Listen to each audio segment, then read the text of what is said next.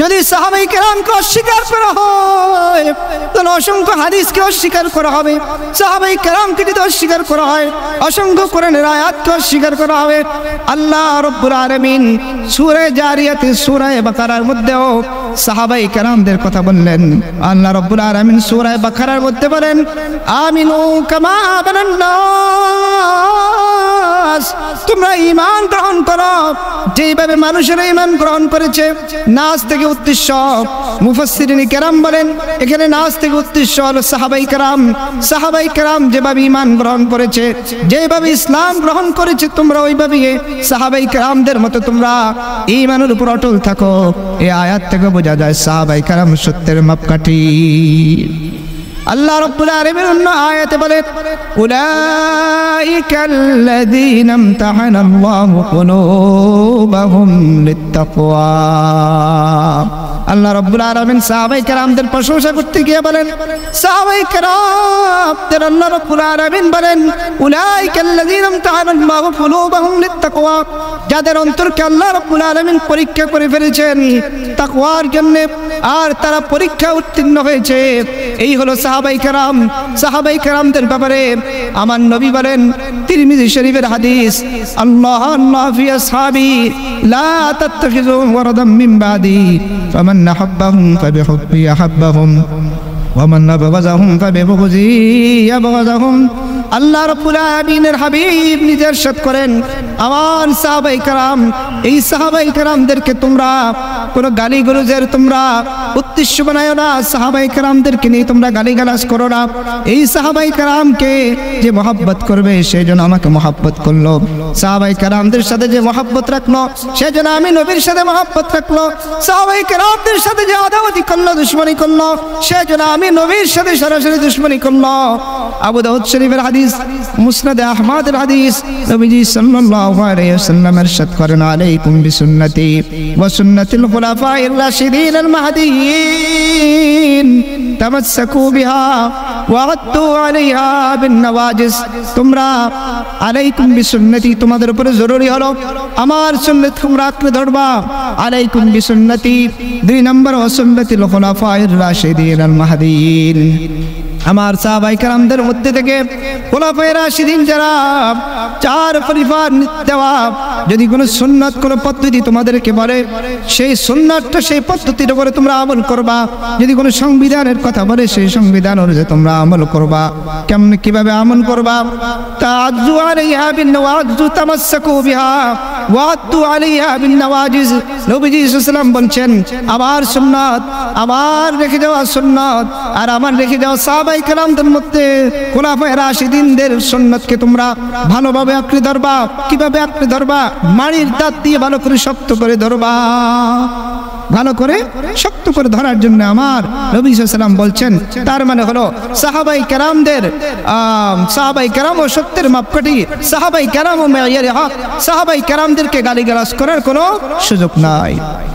मिट नहीं सकता कभी मर्द मुसलमान के है, मिट नहीं सकता कभी मर्द मुसलमान के है, उसके अजानों से पाश सिर कलीमो खलील मर्द सिपाही का वो, उसकी जरा लाइला आयत शमशीर में उसके बना लाइला आह वो मर्दान हक वो अरबी शाह सवर आमिल खुलुक आजिम साहिब सिद्क़ यकीन। कुरानुल करीम থেকে সূরা তাহার 25তম আয়াত তেলাওয়াত করেছি এবং নবীজি সাল্লাল্লাহু আলাইহি সাল্লামের অসংখ্য হাদিস থেকে একটি হাদিস পাঠ করেছি। আল্লাহ রাব্বুল আলামিন তৌফিক দান করলে তেলাওয়াতকৃত আয়াত এবং পঠিত হাদিসের আলোকে আমলের নিয়তে কয়েকটি কথা বলে আমার আলোচনা রীতি টানব। ওয়ামা তাওফীকি ইল্লা বিল্লাহ। দোয়া চাই আল্লাহ তাআলা আমাকে যেন হক কথা, হক তরিকায়, হক নিয়তে বলার তৌফিক দান করেন। সকলে বলেন আমিন। মূল আলোচনার আগে কয়েকটি কথা বলে আলোচনা শুরু করছি। এই যে আমাদের আলোচনা, এত বিশাল মাহফিলের প্যান্ডেল, যে মাহফিলের আয়োজন, ছাত্রদের মেহনত, আসাতেজায়ে কেরামদের মেহনত, এলাকাবাসীর পরিশ্রম, বাৎসরিক একটা মাহফিলের আয়োজন কেন করা হয়েছে একটু সকলে বলেন তো। আল্লাহ তাআলাকে রাজি খুশি করার জন্য, না অন্য কোনো উদ্দেশ্য আছে? উদ্দেশ্য নাই। এজন্য আল্লাহর আশিক বলেন, না দাওলাতান আজমাতান না রাহাতান না রিফাত, না দাওলাতান আজমাতান না রাহাতান না রিফাত, না দুনিয়া না উকবা, ये सब मा सिवा है, ना दुनिया ना उकबा, ये सब मा सिवा है।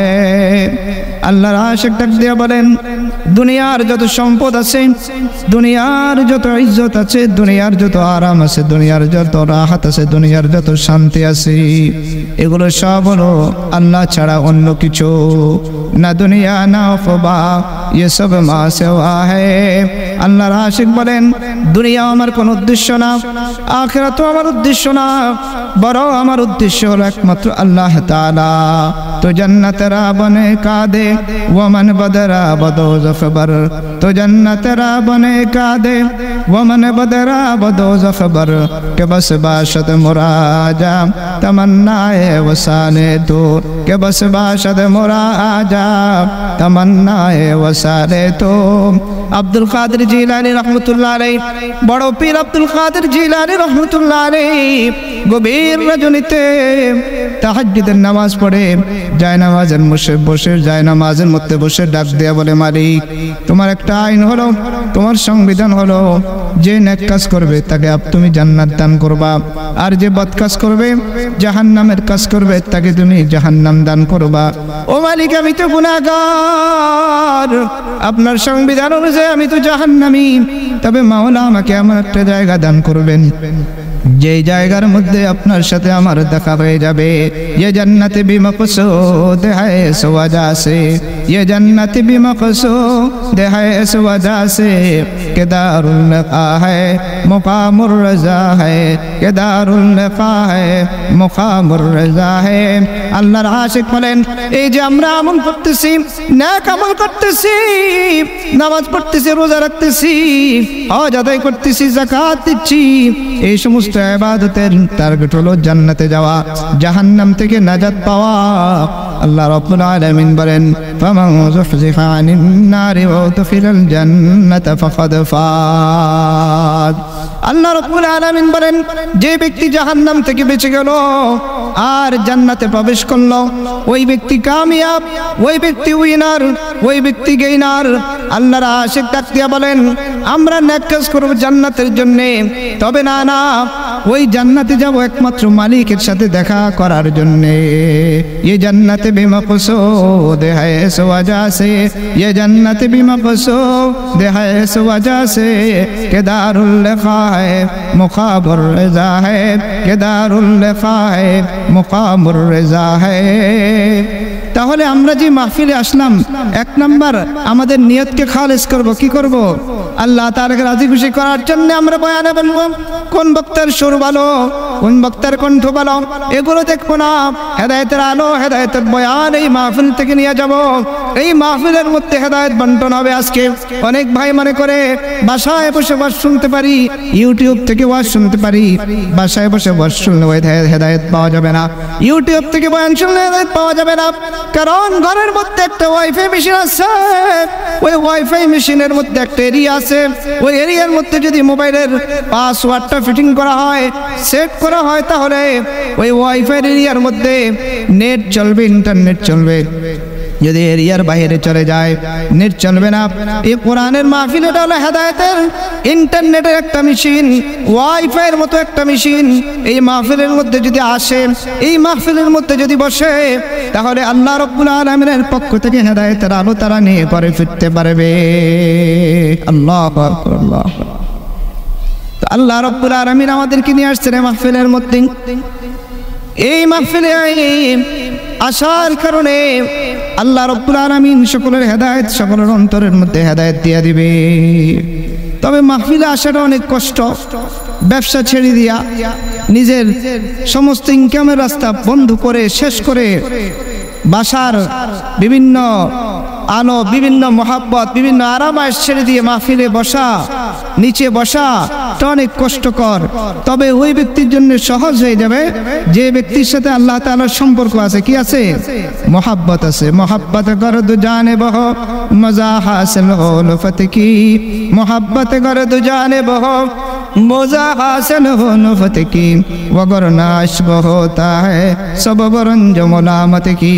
मोहब्बत में पैदर बेटे को कर देता है कुर्बानी, ज़बीहुल्लाह कहलाती है ऐ फरजंद लासानी। যদি মহব্বত থাকে তাহলে মাহফিলে আসাটা সহজ হয়ে যাবে। তো আলোচনা করতেছিলাম ওলামায়ে কেরাম, উম্মতের ওলামায়ে কেরাম উম্মতের দরদি হয়ে তো বিশাল মাহফিল আয়োজন করেছে।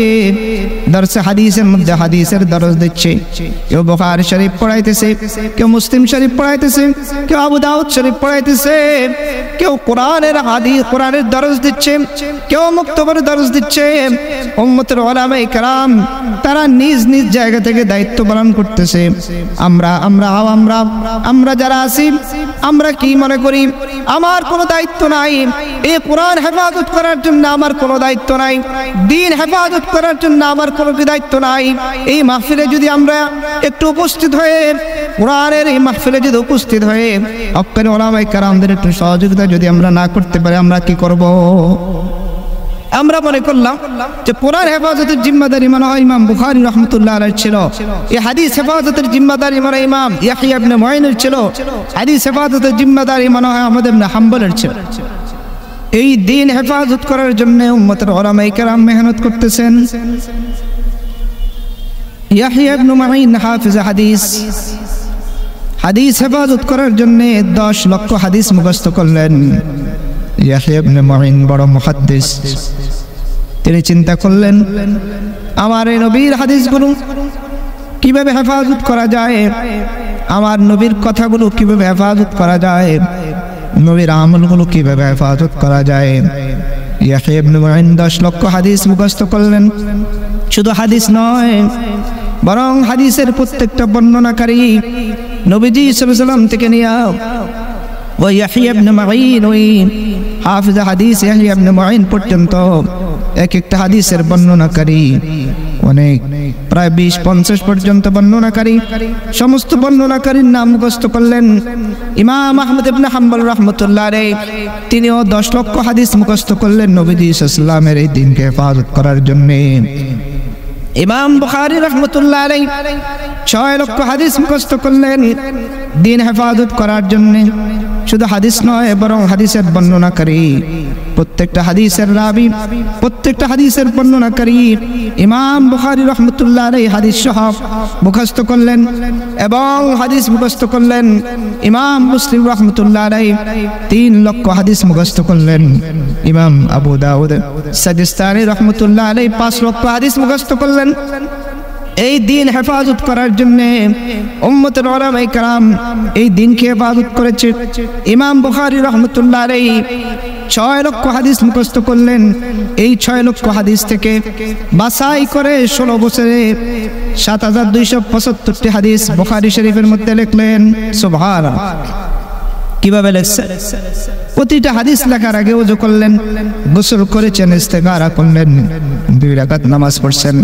আল্লাহ রাব্বুল আলামিনের পক্ষ থেকে যদি ইশারা হয়েছে যে হাদিসটা সহিহ, তখন ইমাম বুখারী রাহমাতুল্লাহ আলাইহি ওই হাদিসটা লিখছেন।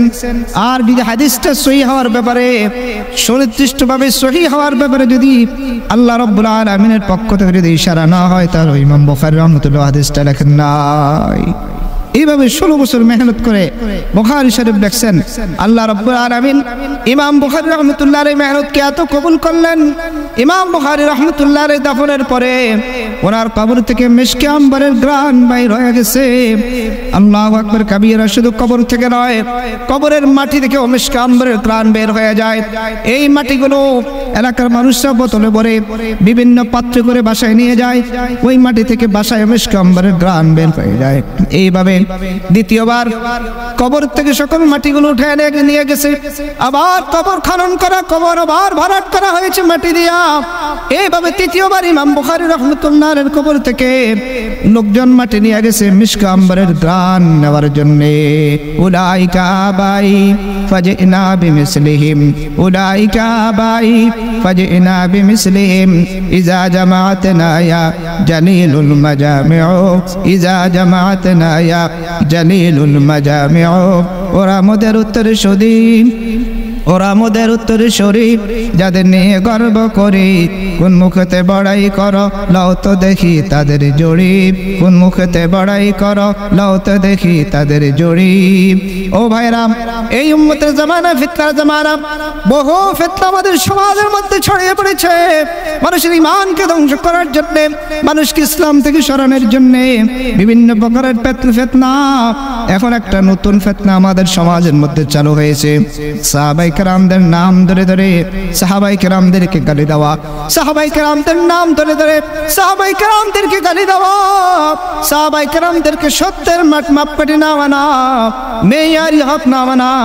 ও ভাইরা, এই সাহাবায়ে কেরামদের ব্যাপারে, তোমার ব্যাপারে তুমি দুনিয়ার সামান্য একটা সাহাবায়ে কেরামদের পশমের সমান তুমি হইতে পারবে না।